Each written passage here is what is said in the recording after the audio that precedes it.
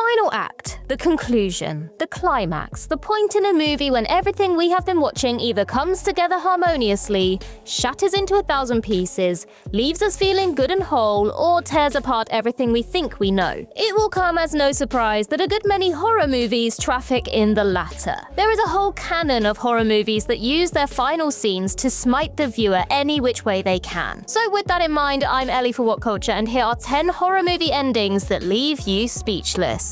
Number 10. It's What's Inside. In 2024, It's What's Inside presented us with one of the more original horror sci-fi outings in years, taking the basic premise of bodies, bodies, bodies and folding it over a few times. In the film, old college friends use experimental body swap technology brought along by group outcast Forbes to play a game in which they have to guess who is in their body. But once the bodies are swapped, nobody can seem to behave themselves. And it's anyone's guess who is responsible when the game turns deadly and several of the group die in each other's bodies. Director Greg Jardin uses color filters to try and keep us upright throughout the film, navigating the head-scratching switches with glimpses into who is really behind the eyes and faces. But in this big old mishmash of happenings, we fail to notice there is one character who is never focused on in their other forms. Forbes. And that's because Forbes, from the very beginning, has actually been body swapped with his younger sister, Beatrice, who the group drove insane years before and has come to exact her revenge. The conclusion shows us the disastrous effects of the final swap, with innocent characters blamed for the deaths, some characters stuck in the wrong bodies, Forbes locked in Beatrice's body, and Beatrice on the run with the body-swapping machine. Number 9. Hereditary. The current reigning champion for the scariest horror film of the 21st century, Ari Aster's Hereditary jams us face first into the lives of the grieving Graham family. Miniature artist Annie, her psychiatrist husband Steve, and their children Peter and Charlie, shortly after the death of Annie's mother. But Grandma had more than a few skeletons in her closet, and they gradually come out to play as a series of mysterious events, sinister occurrences, and possessions take over the Grahams' lives. Glacial pace to begin with, Hereditary spends much of its first half building tension and laying the groundwork for things to come, up to the accidental decapitation of Charlie, who, as it turns out, was set to be the host for the demon king Paimon that her gran worshipped. From here, things only get darker, with Annie succumbing to possession and destroying her family from the inside out. As if everything that happens isn't bad enough, beheadings, immolation, you name it, the conclusion is its own breathtaking exercise in misery. Annie beheads herself, and Peter, new host of Paimon, is led by Annie's corpse into the family's treehouse,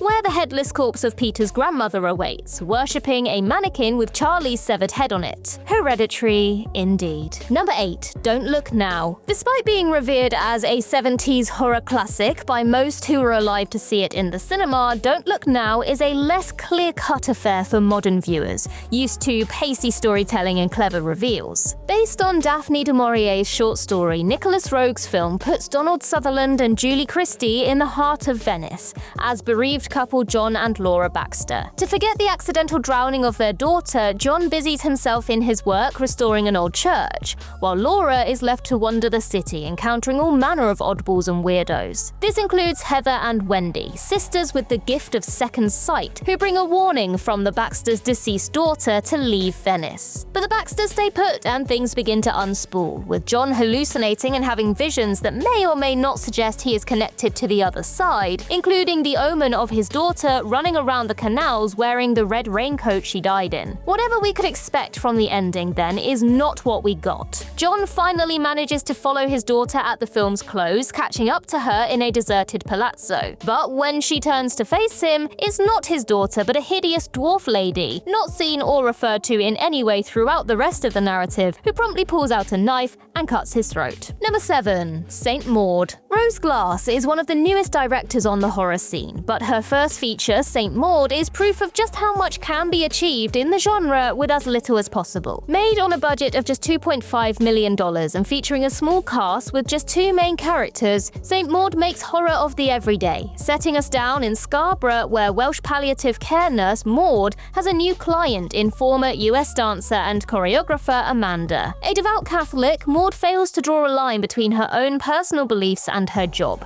scorning Amanda's hedonistic atheist lifestyle and positioning herself as a holy messenger of God who has been tasked with saving Amanda's soul. Needless to say, this doesn't go so well, and Maud's delusions lead her down a dark path, hallucinating visions and miracles, punishing her own flesh, and stabbing Amanda to death with a pair of scissors. And that's not even the end. Maud self-immolates on Scarborough Beach, seeing a vision of divinity in a whirl of holy fire. Unfortunately, Glass takes this opportunity to smash cut back to reality, and our last image is of Maud screaming in pain and terror as she burns alive. Number 6. The Painted Bird. A war horror to end all war, The Painted Bird takes a similar line to Come and See, depicting a young boy caught, itinerant and alone in the midst of World War II, visited by a multitude of man-made hells. Adapted from Jerzy Kosinski's infamous book, director Václav Mahul keeps in all the worst parts, presenting war and its horrors unflinchingly, challenging audiences to face the worst parts of a reality many countries around the world are forced to live with today. We follow Joska through scenes of depravity and misery as he leaves behind his dead aunt and has to wander out across Eastern Europe alone. He witnesses sexual assault, murder, and animal abuse, is subjected to several forms of physical abuse and racism, and is forced to engage in violence for his own survival and others' pleasure. Thus, when the end of the film rolls around and Joska is returned to his family, he is barely recognizable and has lost his previous self, refusing to respond to his name and protesting furiously against his father, who tries to explain why they sent him to his aunts. This bleakness is only compounded by a final image on the bus home, where Joska uncovers his father's Auschwitz concentration camp tattoo. There is no way not to take the point, to feel the horrors, but we also never want to watch it again, and therein lies the film's ultimate lesson. Want to stay safe online and save big? Get up to 76% off a 2-year NordVPN plan, plus 4 months free, and up to a $50 Amazon gift card. Just scan the QR code or click the link in the description, and it's all yours. Number 5. Inside. Naughty's French horror is a breed unto itself, pulling together a continental sense of propriety, or, lack thereof, with the kind of low-budget guts and gore we saw during the UK video nasties period. And Julia Maury and Alexandra Bastilo's Inside is about as full-on as it gets. The premise is simple. Pregnant and widowed Sarah is trapped alone in her home on Christmas Eve by a character known only as La Femme, a mysterious and unhinged woman who seeks to take Sarah's unborn child by any means necessary. Things get real bloody real quick, and when the police, Sarah's doctor, and her mother drop by to check on her, we are treated to an ongoing barrage of gruesome injury, with scissors through skulls, people shot in the face, Sarah's pregnant belly punctured, and even La Femme's face partially burnt off. The point of all this is that the car accident that killed Sarah's husband also killed La Femme's unborn baby, and she lost her mind as a result,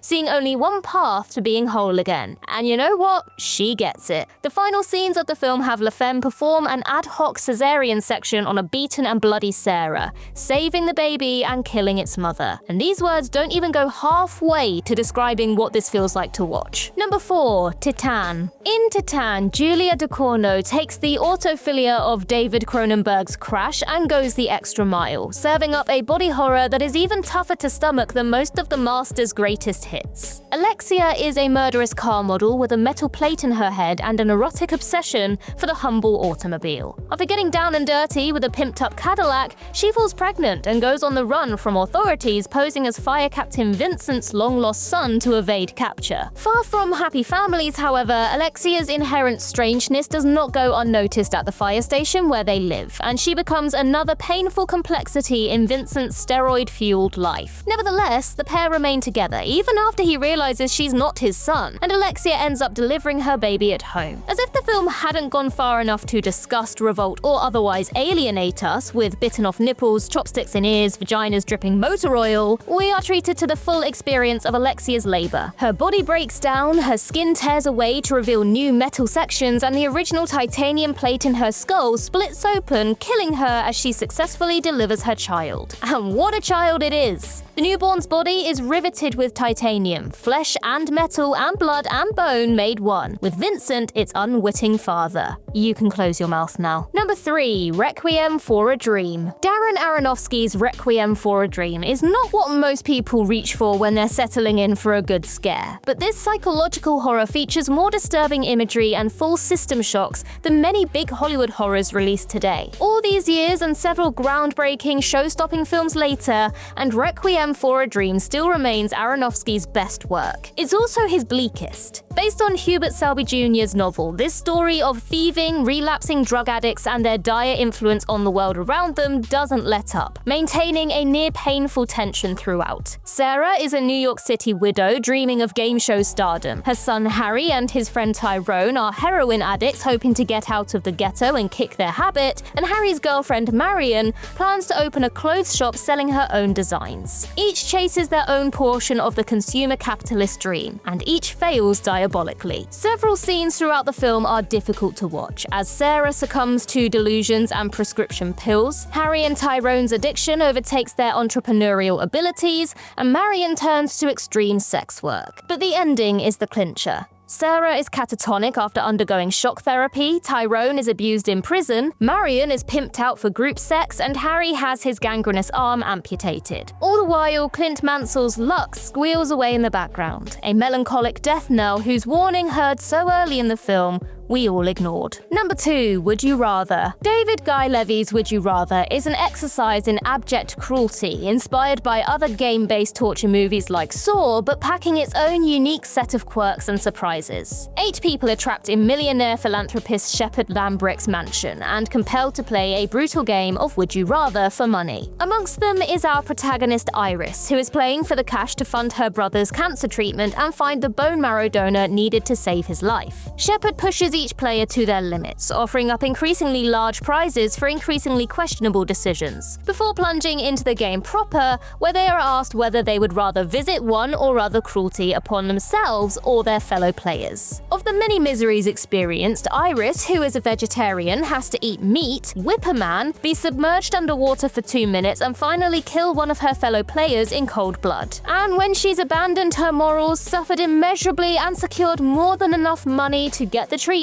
she returns home to find her brother has committed suicide, no longer wishing to be a burden on her. See what can be saved with a socialist health system? Number 1. The Killing of a Sacred Deer. Right on the cusp of director Yorgos Lanthimos' big breakthrough, when he was stepping from absurdity to superstardom, from art house indie flicks to Oscar winners, from films shot in a single house and garden to globe-trotting sci-fi spectacles, came absurdist psychological horror The Killing of a Sacred Deer. The film stars Colin Farrell as beleaguered Dr. Stephen Murphy, a cardiovascular surgeon whose inability to save a man on his operating table comes back to bite him in the behind in the form of the man's son, 16-year-old Martin Lang. After wheedling his way into the doctor's life, Martin tells Stephen that if he doesn't kill one of his own family to balance out the loss of Martin's father, the entire Murphy clan will die from paralysis, an inability to eat, and bleeding eyes. Stephen doesn't take the young upstart seriously at first, until his own son, Bob, begins displaying these symptoms. Like any great work of absurdism, The Killing of a Sacred Deer is short on explanations, but big on consequences. Thus, Stephen begins a decision process to determine which family members are best, while they vie for their own survival. This culminates in a harrowing climax that sees Stephen stand between his wife, daughter, and son, cover his face, spin around, and fire a rifle at random, shooting Bob